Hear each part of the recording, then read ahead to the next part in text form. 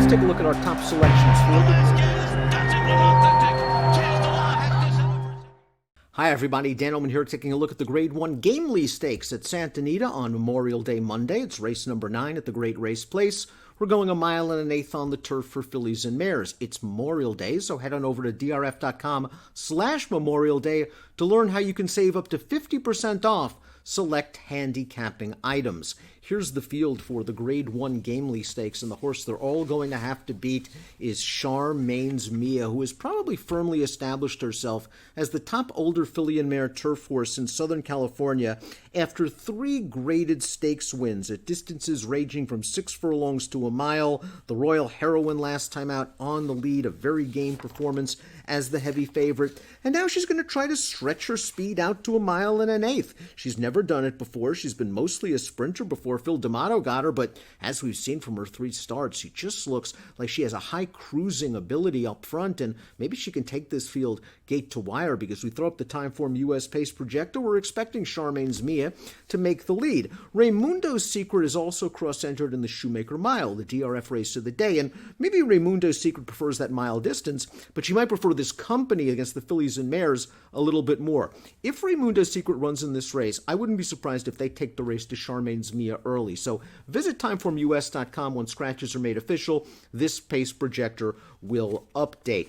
Let's take a look at the field in post position order, beginning with the 1 La Signore. This horse is a very strong contender. We have seen it time and time again. Turf horses from the East Coast ship out to Southern California, and they make hay. La Signore last time out ran in this race the Jenny Wiley. A, it was over a yielding turf course. B, she just caught a race with no speed, and Juliet Foxtrot was able to wire them with no problem. La Signore seemed a little bit uncomfortable in between horses on the turn, checked a little bit, re-rallied to finish third. She is a solid horse. She draws a good inside post position. I think she's going to appreciate the firmer ground in Southern California.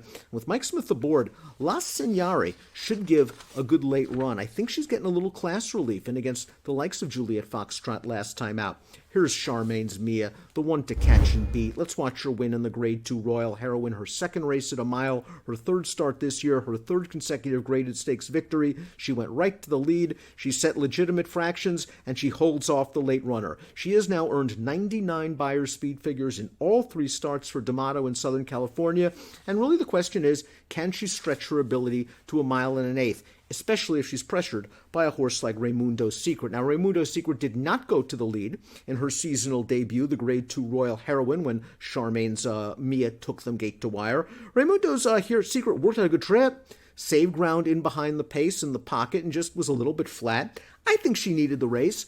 I think second start of the form cycle will see her much tighter, and if she goes here, she's going to show speed, and she might push Charmaine's Mia, and I think with the right circumstances, the 1 1/8 is no problem. She proved that in the maybe 3 starts back, although she did get an uncontested pace, an unlikely scenario with Charmaine's Mia breaking to her inside.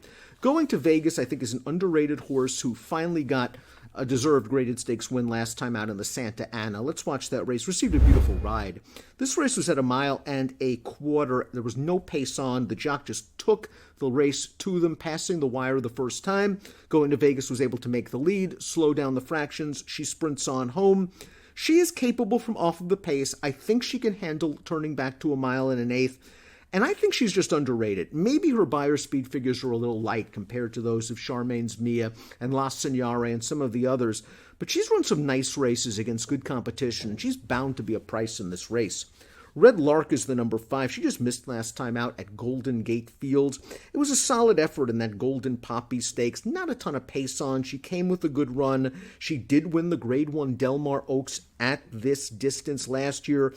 And she just hasn't really run back to that race. Charmaine's Mia's beaten her. Going to Vegas has beaten her. I wonder where Red Lark stands from a form standpoint. She just may need the right trip. Keeper of the Stars is just a really cool horse, and she's very dangerous because she has the tactical speed, perhaps, to sit third off the 2 and the 3.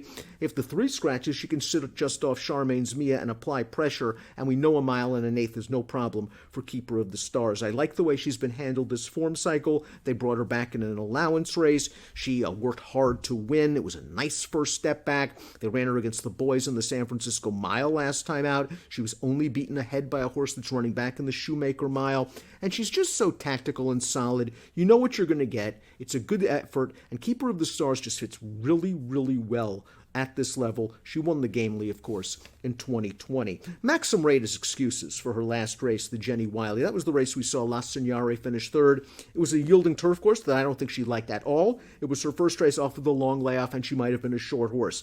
I'm expecting Maxim Rate to be a lot sharper in her second start of the form cycle, and she's another. Getting back on firm turf, going a mile and an eighth. She's the kind of horse that could be running late.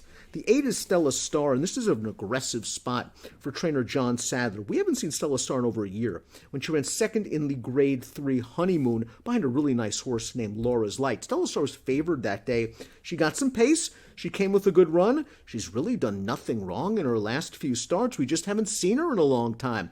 And it's possible she'll need a race against this tough competition going a mile and an eighth.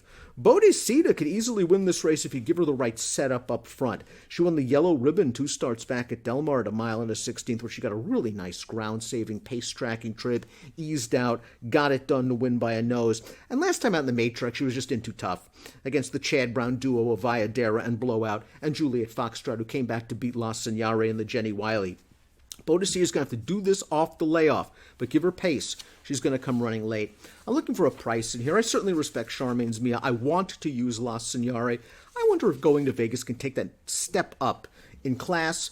She's going to have to improve, but I know she's going to be a good price, and I think she might get a little bit of pace to run at. She at around 8-1 seems like a fair value. Going to Vegas, my top pick in the Grade 1 Gamely, one of 3 Grade 1 races at Santa Anita on Memorial Day. Good luck.